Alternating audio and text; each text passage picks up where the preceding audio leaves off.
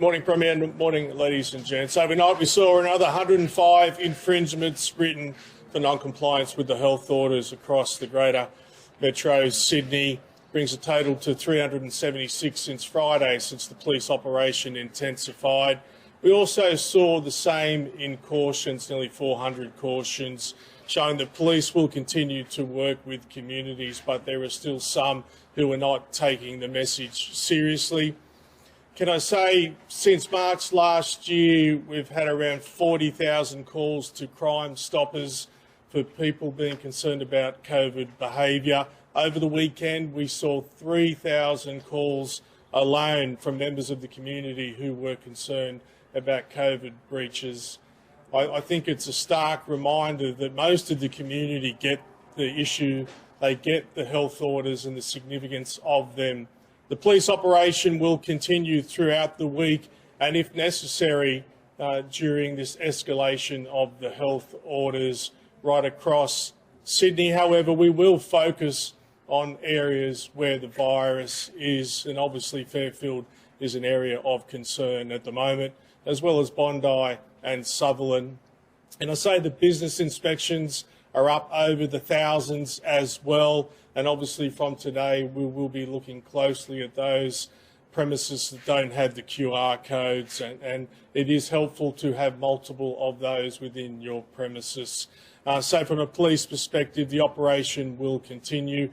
We have seen an improvement with the behaviour of people, particularly in terms of wearing masks and the other health orders, and we'd ask that the community continue to work with us over the coming weeks. Thank you.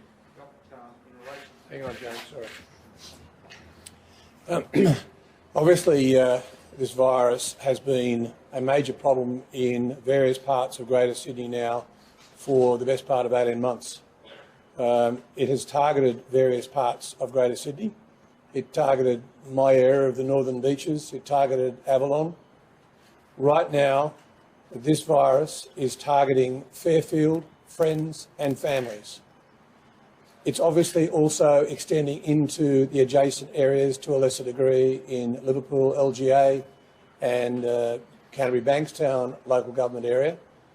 But my strong message to the community of Fairfield is this virus is targeting your families and your friends. It's effectively using family and friends to betray other family and friends by getting the virus into those households.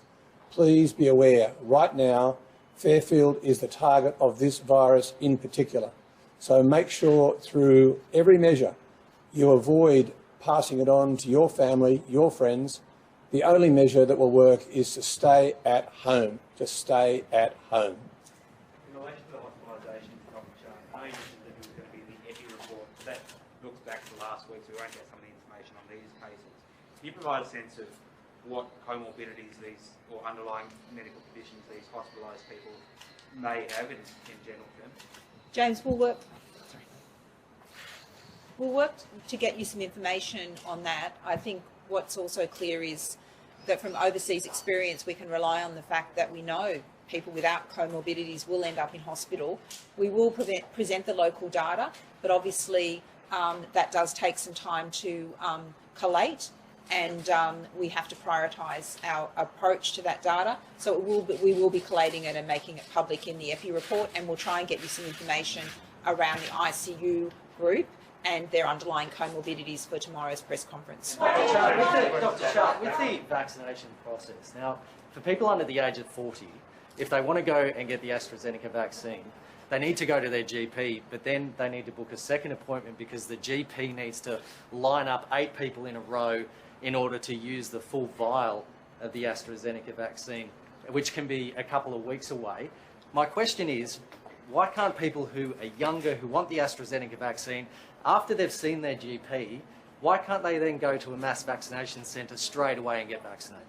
Look, we're happy to look at all opportunities. I think that the reality is, at the moment, we really need to prioritise getting older people vaccinated. So I understand that young people are potentially contributing to the spread of it because they're more mobile, but we are not the most important component of our response at the moment is to protect the community from hospitalisations and deaths. So the best focus we can have is getting our over 60s, then our over 50s, and obviously those with underlying comorbidities. Is that something that you'd look at?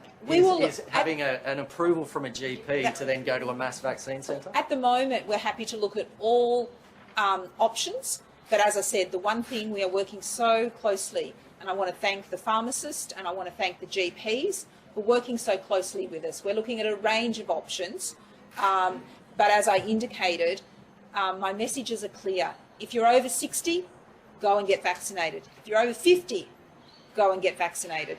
We need to prioritise the resources in GPs, because the reason I read out that comment about being patient with GPs is the GPs themselves will have a finite limit on face-to-face bookings or encounters, and what they'll be doing is making those decisions that their 60-year-old will be much more important to have that conversation with and get them vaccinated. But we will be looking at options for broader age groups, and we're always open to those. What prompted the change of advice for you can just go to a mass vaccination hub and get AstraZeneca if you're over 40 without seeing a GP? So the current risk situation has changed dramatically. So the AstraZeneca discussion we've always felt best to have with a health professional that understands your clinical background and circumstances, and your GP fits that mould. And because at that time there was the Commonwealth was scaling access through general practice, it was considered that the best contribution we could have to vaccinating the population was focusing on our over 60s in our clinics, and also focusing on increasing our capacity to Pfizer. And I'd like to just acknowledge the work of the team led by Susan Pearce in health to actually scale up that vaccine capacity. So it's really been about where we can contribute most to the objective of getting vaccinated. But under the current situation, because we actually have COVID and the Delta strain circulating, it then means that your individual risk of acquiring the strain is very much different than it would have been a month or so ago, when your community risk would have been very low. Dr. Brad says that New South Wales has asked the federal government that any unused GP Pfizer vaccines be redirected to health hubs. Has there been a problem with unused Pfizer vaccines? No, I think it's suffice to say that we're really pleased that Pfizer is becoming available through a broader range of general practitioners. The Pfizer initially was rolled out through some GP respiratory clinics, or rolled out through some very contracted providers to the Commonwealth to do aged care. At the moment, the Commonwealth is increasing access to the Pfizer vaccine for GPs. And what we're just saying is, if there is any operational lag in GPs using any doses at this time, we just don't want any to go to waste. But we actually are totally committed to rolling out in partnership with general practice and seeing Pfizer doses in arms, whether they be through our mass vaccination hubs or through the GP practices. But the key issue is we would not want to see any doses not being used. We will monitor the situation. All we've asked is that the Commonwealth monitor that, and if there is any availability to redirect some just for a week or so, and we can get them in arms, I think that's a win-win for everyone. Sorry, Dr. Chan, just with that, New South Wales Health consider using rapid antigen tests for people who are going into work rather than having then wait 24 hours for a PCR test as well? Look, we're looking at the fuller range of testing strategies, and we are trying some novel strategies. At the moment, clearly any of those, the issue for the antigen tests is that they're not very reliable, but we need to review our testing strategy all the time. We now know that there are some technologies that are even shorter with a very accurate PCR testing capability, and we are deploying those in pilots. But my key issue is that we've got to learn how best to use those. They are a scarcer resource than our mass testing, and we are using it in some unique pilots, but I also need to keep that very focused on the highest risk close contacts. So the New England Journal suggests that frequency is more important than accuracy. And when you say that rapid antigen tests are not reliable, there are some achieving 99%, 100%. And if you have 10,000 of those tests versus 100 of the other tests, isn't it better to do the machine gun, scattergun approach as a first line of defence? Why is that not being adopted? So in Australia, we actually have great testing capacity, and it's pretty easy to ramp up. So at the moment, you know, you've probably seen some days ago that we've got testing capacity of 70,000 tests a day. So we are looking at bringing on board that. So we will consider all options. At the moment, our focus is using some of our very rapid PCR testing for 20 minutes in the highest risk groups. And also, if we have false positives, then that creates more work for us in working through it. So I'm open to looking at the antigen test and its use, but at the moment, my key messages would be, please go and get a test. We are not exceeding our lab capacity, and we need to see testing levels much higher. You can see, wouldn't you, that escapes quarantine. That's how it gets into the community, escaping quarantine, with people getting results, having left quarantine already, getting the results 24 hours later when they're potentially spreading it. That has been a number of the 27 breaches that we've seen. Rapid antigen tests find a result within 15, 20 minutes. No, so that's not correct. The way that transmissions occurred in a number of the events is more complex than that. So the way transmission has occurred is we have a testing regime in our hotel's quarantine system where we test usually people on the way in. That sometimes can be at day 0 or day 2. And then we test them midstream at day 7. And then we test them again at day 14, towards the end around day 12 or day 13, okay? Because of the 14-day incubation period. The transmission events have been different. There's been a variety of them across the nation, and some of the examples are where there's been transmission to people on the same floor.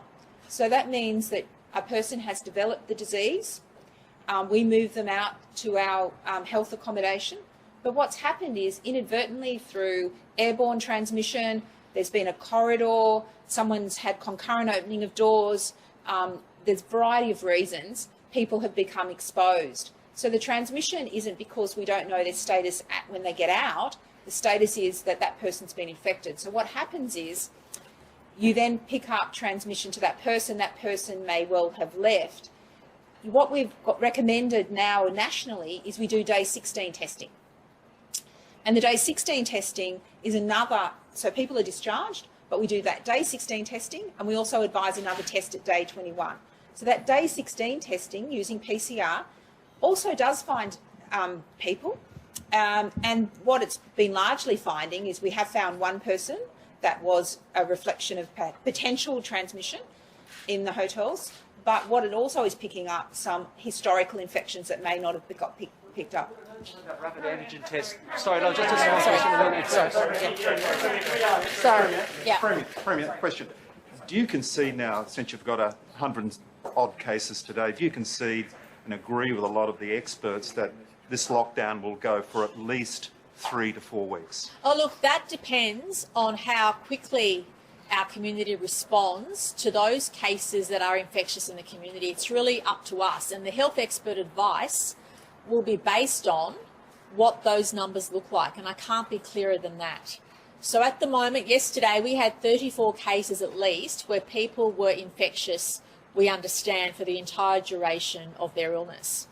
Now that's the number we need to get as close to 0 as possible, and I wish all of us had a crystal ball as to when that might be, because part of it, a large part of it, is dependent on all of us doing the right thing and being extra cautious. This is not the time to take any risk whatsoever, to say, I'll be okay, I'll just dash out and do this, or dash out and see my relative, or dash out and do something. This is not the time to cut any corners, quite the opposite. This is a time to sit at home and not leave home unless we absolutely have to, especially in those local government areas that we've identified. But across all of the stay-at-home areas, as we've seen, there's a smattering of cases outside those 3 local government areas. But it's important for us to call out that Fairfield local government area in particular, because the vast majority of cases are from that one local government area. So we know it's circulating in the community. So we won't know the answer as to how long the lockdown will take at this stage, because we need to know. We need to collect the data as to how we can get that number down. And can I just finish this one point?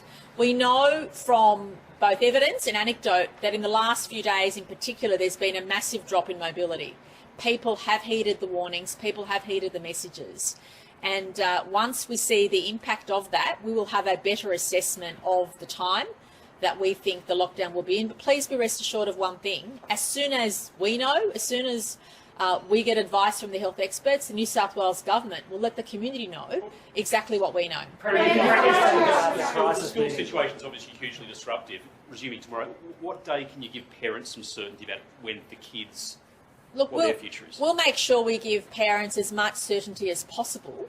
But I do want to state, which I forgot in my opening remarks, that in those key local government areas of concern, we will be prioritising vaccinations for aged care workers and teachers. Now, they're not in the categories the federal government, well, the aged care workers were obviously in the federal government's responsibility, but we've stepped up and said we'll vaccinate aged care workers, and we're also going to welcome as priorities in those local government areas teachers who want to get vaccinated.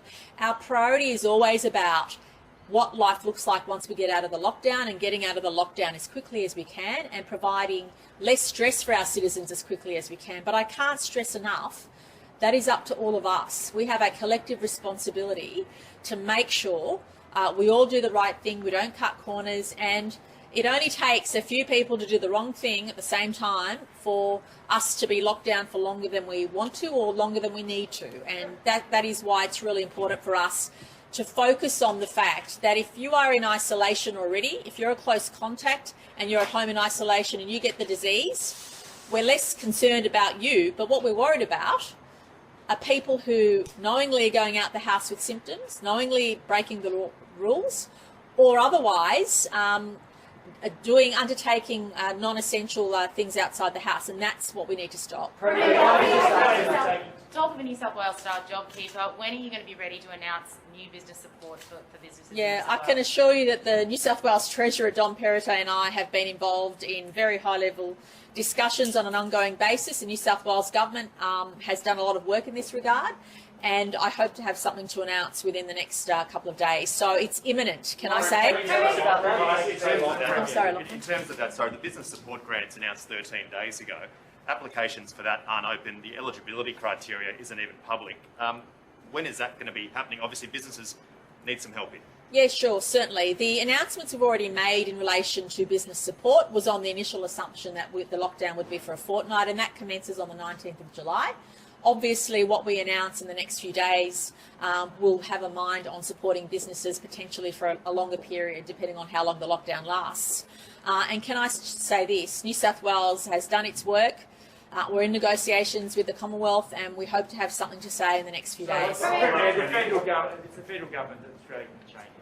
All I'll say is I'm really confident that we will land a position we need to, but the New South Wales Treasurer, New South Wales Treasury has done outstanding work in making sure that we put our case and we take care of all of our citizens, and the Commonwealth has been listening. So I'm hoping we'll have something to say about that in the very near future. I want to assure our citizens that aside from what you might see or hear at 11 o'clock, there's a lot of work behind the scenes to make sure we cover every base and that we provide comprehensive support to our citizens. Who wants to ask a question? Yeah. Testing of essential workers going to the regions, is that a requirement or a recommendation? And in terms of other protective measures, we're hearing some truckies are being turned away from local service stations. Can doctors go to cafes, all that sort of thing? Look, at the moment, obviously, there's strong recommendations there because we don't want to seed the virus. We don't want to see the virus present itself in our regions. I want to thank the regional communities for helping us in that regard. Regional communities have been great at letting police or authorities know if somebody is in their town that shouldn't be, and that's the benefit of our regions, that people tend to know each other and people know when something's not right. But we also need to protect workers coming into the Greater Sydney area or those going to the Sydney area, especially around what we call those border communities, those suburbs or those regions where there's greater interaction than others. And so we're making sure that we don't leave any stone unturned. We're making sure that every opportunity we have to stop the spread of the virus, we're taking it, because what would be horrible is to stop the spread in key parts of Greater Sydney, but then to see the virus emerge elsewhere. So it's really important that we have a statewide approach, to making sure we prevent any seeding in communities where it currently doesn't exist. So just because your suburb isn't mentioned or your town isn't mentioned doesn't mean the risk isn't there. The risk is everywhere.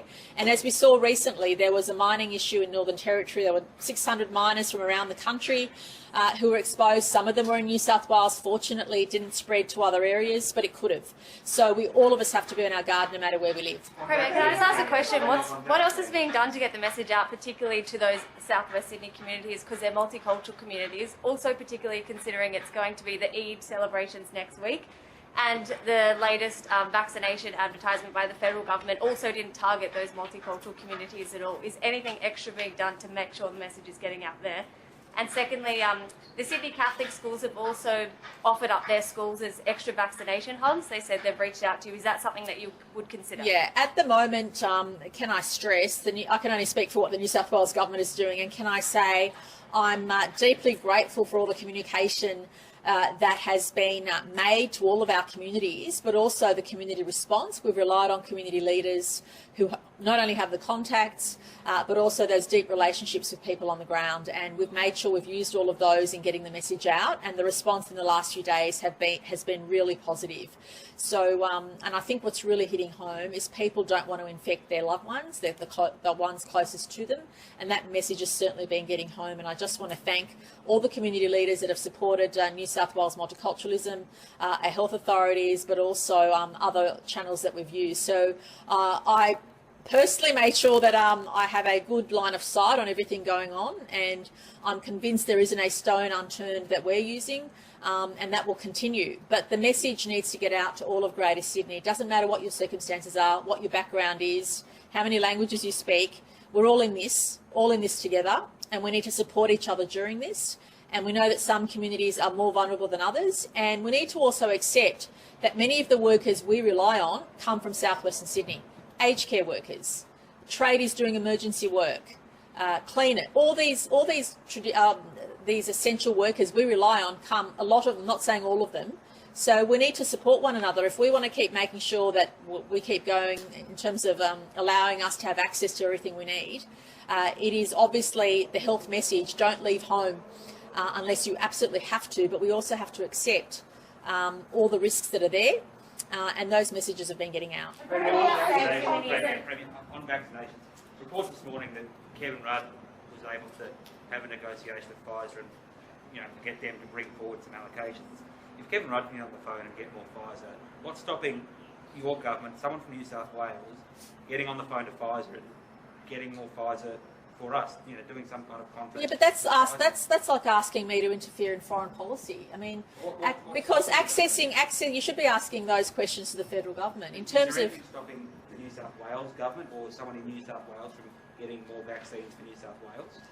Well, we have been urging the federal authorities for extra vaccines. If you look at my comments, not just recently, but over months, about the sense of urgency, I think every time I've spoken about vaccines, I've spoken about a sense of urgency, and that has been present in every comment I've made. Even when we had months and months of zero community transmission, I was had a sense of urgency. Our position has not changed. When we receive questions about who can receive the vaccine and what categories, we have to prioritise at this stage because we're waiting for the extra doses. So until we get the extra doses, we have to prioritise, as what Dr. Chant said, those priority areas, which are over 40s. But of course, if younger people want to access the AstraZeneca, they should go to their GP. New South Wales went alone on PPE, Premier.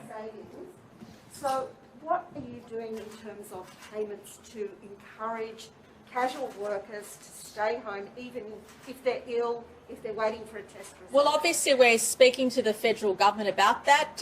National Cabinet had decided that the federal government would take care of individuals and state governments would take care of businesses. That was the agreement that was reached, and obviously at the moment I think it's a $500 payment offered to casual and permanent part-time staff.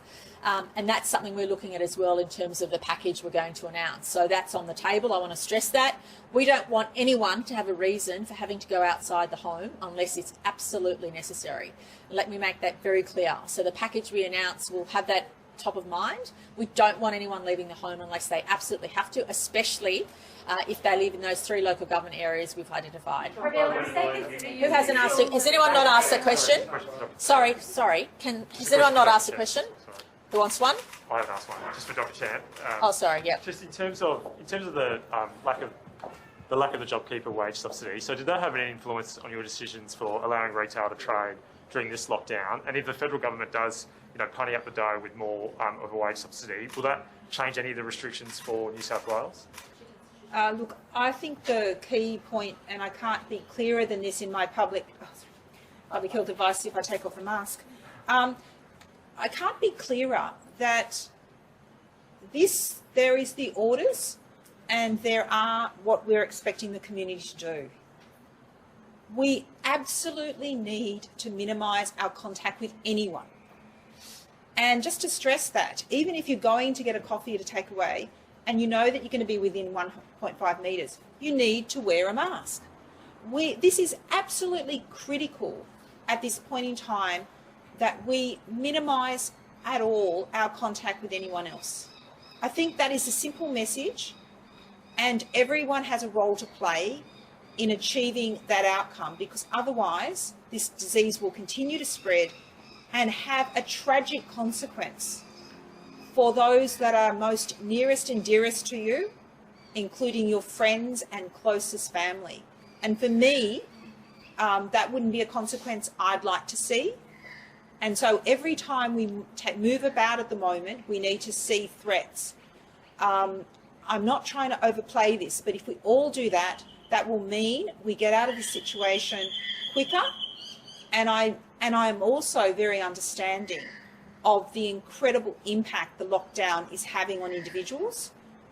I understand that. So if we can work together across business, community and government services to support the community, then that will give us a great chance of the shortest period possible. But if we don't, it is going to be a hard ask for us to continue to see no spread. Sorry, Dr. Chan, but if the wage subsidy does lift, if it is boosted, would that change health restrictions? They're a matter for government.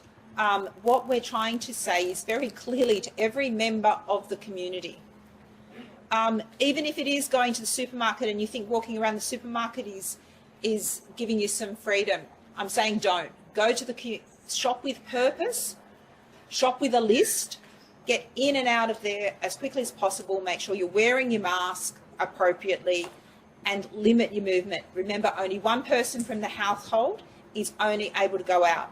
And if you don't, and we're not saying that that's an entitlement every day, if you don't need to, do the shop. Don't go out for a week for shopping. We're really asking everyone in the community to limit at all your contact with anyone outside your household and get tested at the most minimum of symptoms.